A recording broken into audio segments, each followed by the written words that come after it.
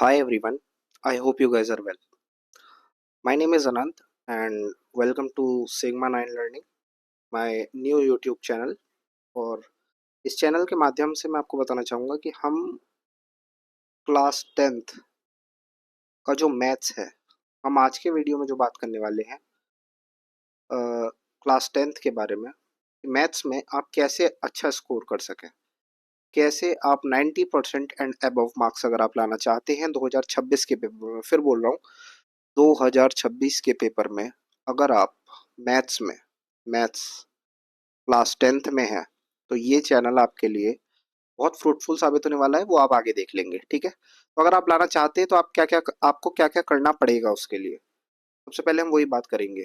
देखिए, अभी हमारे पास 3 कैटेगरी के बच्चे होंगे जिन्होंने फर्स्ट अभी कुछ भी स्टार्ट नहीं करा होगा, दूसरा जो मिडिल में चल रहे होंगे जिन्होंने 2-3 चैप्टर कर लिए होंगे, और तीसरा जो कि एडवांस बच्चे होंगे जो कि कम से कम 7 चैप्टर्स इस समय कर चुके होंगे। तो हम तीनों कैटेगरी ऑफ स्टूडेंट्स के लिए बात करेंगे, जो टॉपर हैं, जो बिल्कुल वीक हैं।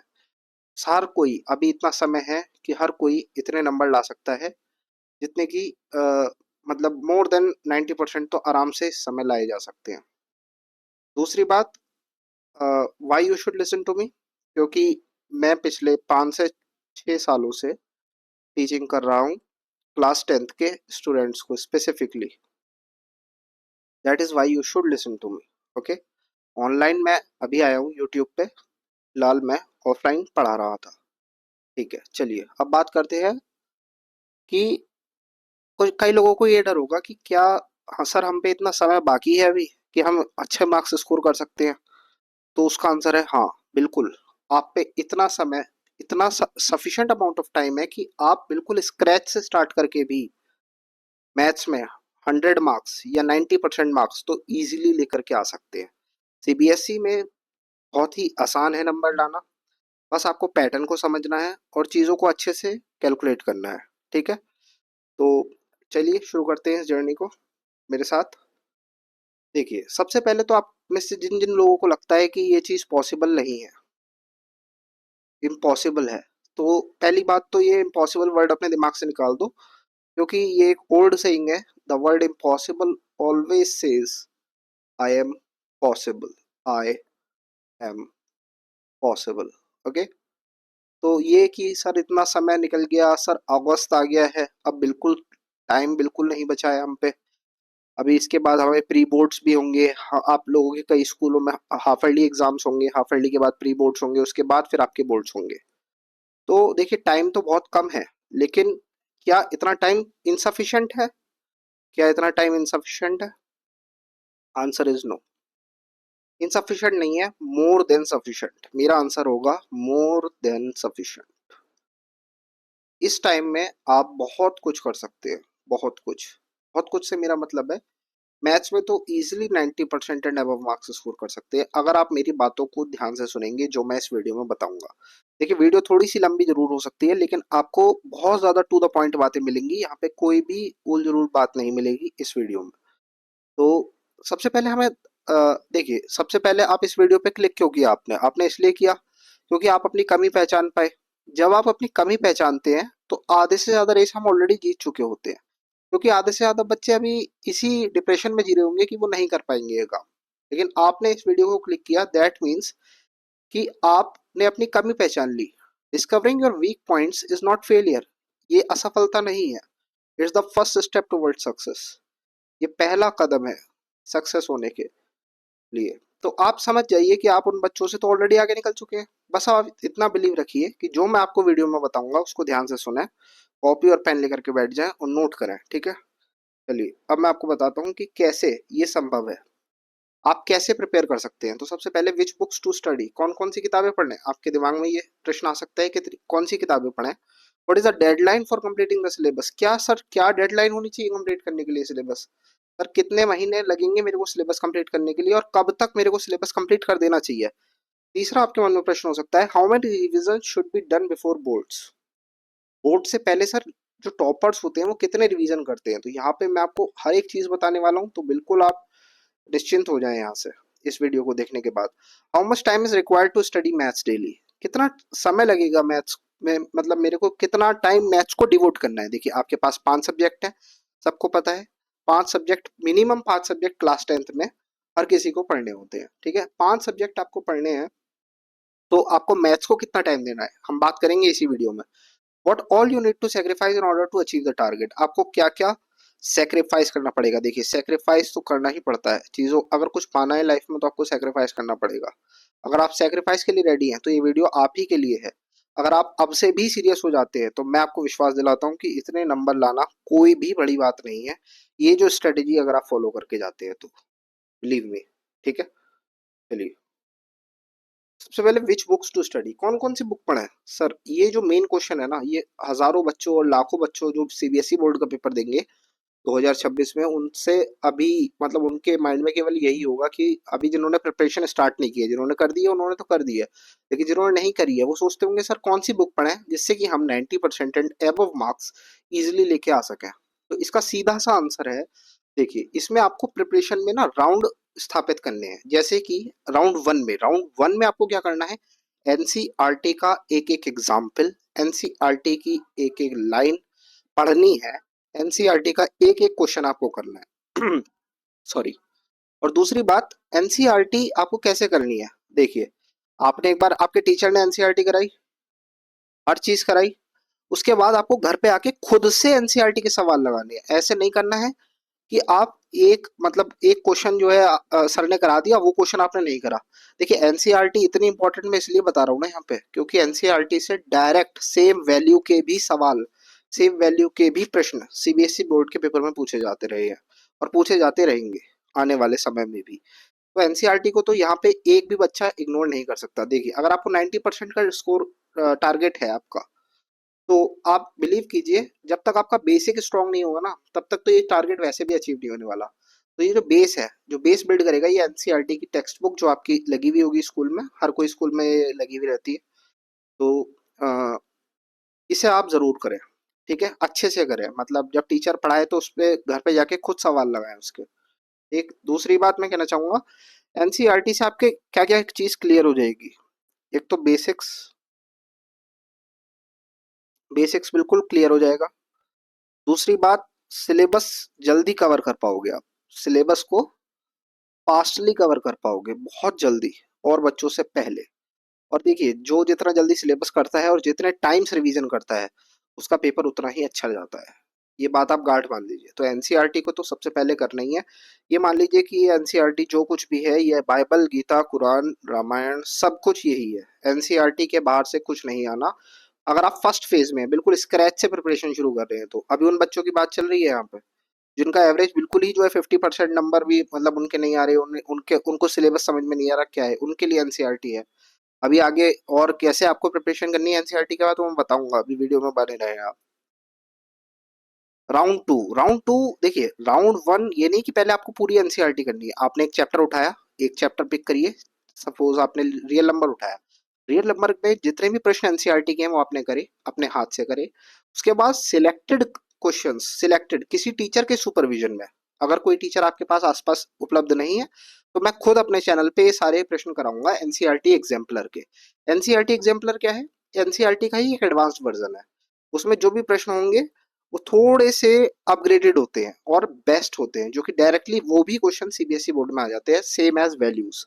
तो आपने रियल नंबर एक चैप्टर करा राउंड वन में, राउंड वन में रियल नंबर, अभी राउंड टू, रियल नंबर का भी राउंड टू करिए। रियल नंबर में जैसे ही आपने एनसीईआरटी कर ली उसके बाद जो आप एनसीईआरटी एग्जाम्पलर के जो प्रश्न है सिलेक्टेड वाले, मैं पहले ही कह रहा हूँ कई सारे इररेलेवेंट प्रश्न भी इस वाले किताब में है एनसीईआरटी एग्जाम्पलर में, वो आपको नहीं करने हैं, जो आपके सिलेबस में है भी नहीं, वो वाले क्वेश्चंस बिल्कुल नहीं करने हैं।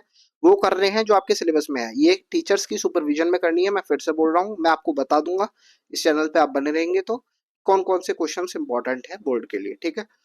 अच्छा अब आपने ये दो बुक कर ली, अब तीसरे राउंड की बात करते हैं। एक चैप्टर को हम कवर करेंगे 3 राउंडों में कवर करेंगे, जैसे राउंड वन रियल नंबर का, round one NCERT, real number का round two NCERT exemplar, round three में अगर आप किसी भी रेनॉन्ड बुक की, किसी भी रेनॉन्ड या स्टीम्ड बुक के केवल आप सॉल्ड एग्जाम्पल्स ही कर जाते हो, क्या कह रहा हूं मैं, सॉल्ड एग्जाम्पल्स ही अगर आप कर लेते हो तो विश्वास कीजिए इसके बाहर से सीबीएसई में कुछ नहीं आता, 101%। अगर आप या तो आर डी शर्मा या आर एस अग्रवाल, इन दो किताब, या फिर एक और एम एल अग्रवाल की भी आती है किताब जो कई स्कूलों में लगी रहती है, लेकिन फिलहाल अगर आप किसी भी एस्टीम्ड ऑथर की बुक के केवल शॉर्ट एग्जाम्पल्स को करके चले जाते हो हाथ से, मैं फिर से बोलूंगा, यहाँ पे आपको मेहनत करनी पड़ेगी, प्रैक्टिस।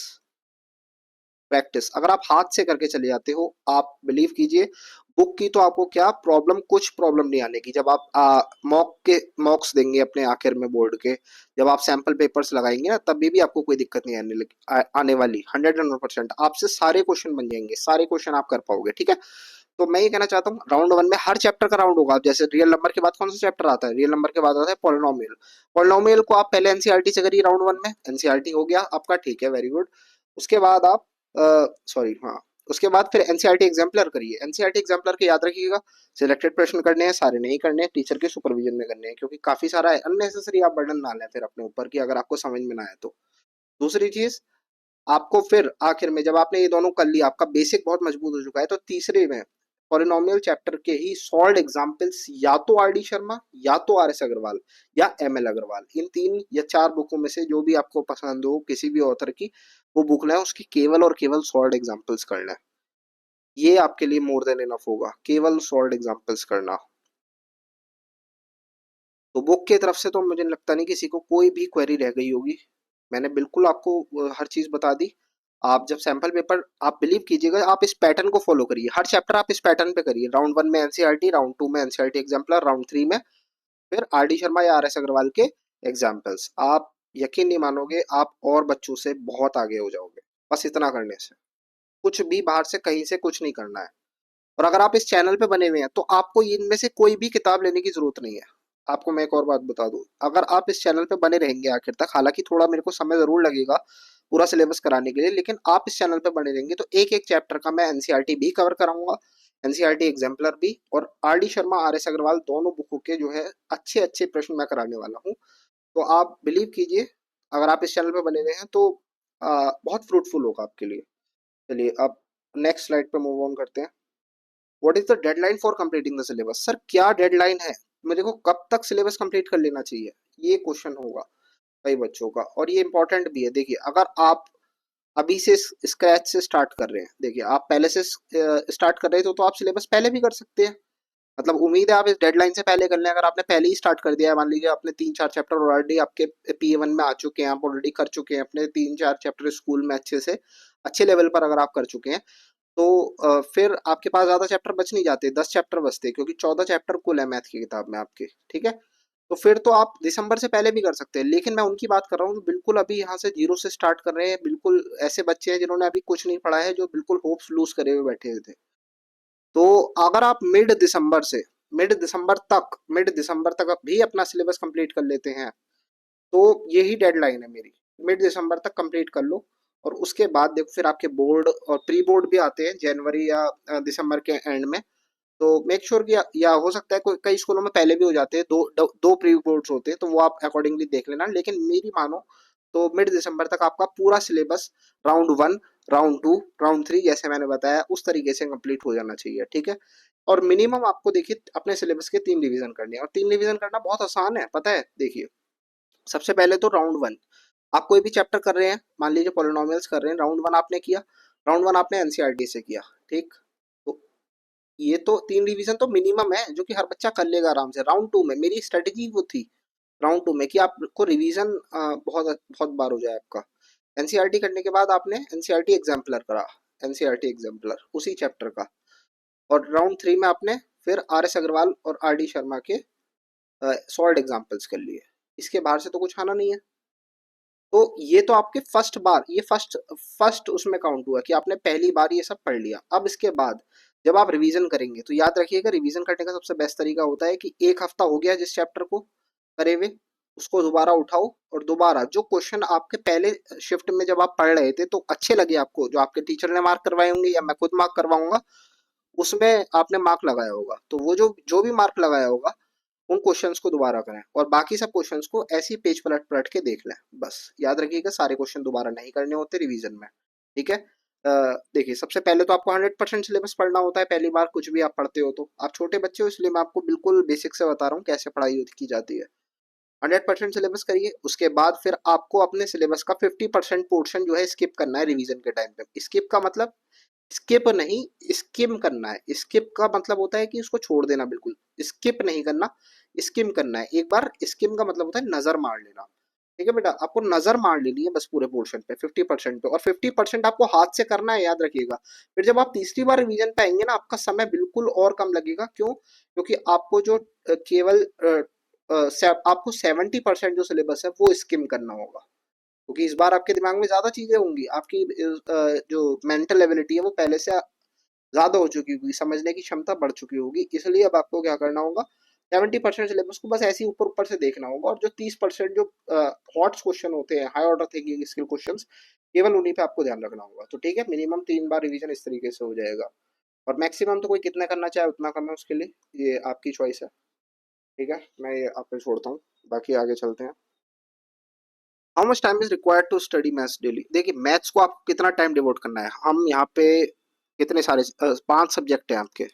मैथ, साइंस, साइंस में भी फिजिक्स, केमिस्ट्री, बायो, एसएसटी में भी, सोशल्स में भी मतलब आपके हिस्ट्री, सिविक्स और ज्योग्राफी, इकोनॉमिक्स, बहुत सारे सब्जेक्ट हो जाते हैं 10th क्लास के बच्चे को। लेकिन आपको मैथ्स को मिनिमम कितना टाइम देना है, अगर आपने बिल्कुल जो है शुरू से कुछ नहीं पढ़ा है मैथ्स में, तो ये याद रखिएगा, उन बच्चों के लिए बता रहा हूँ जिन्होंने कुछ नहीं पढ़ा है। जो पहले से सही चल रहे हैं, वो अगर इससे थोड़ा सा कम भी देंगे तो भी चल जाएगा।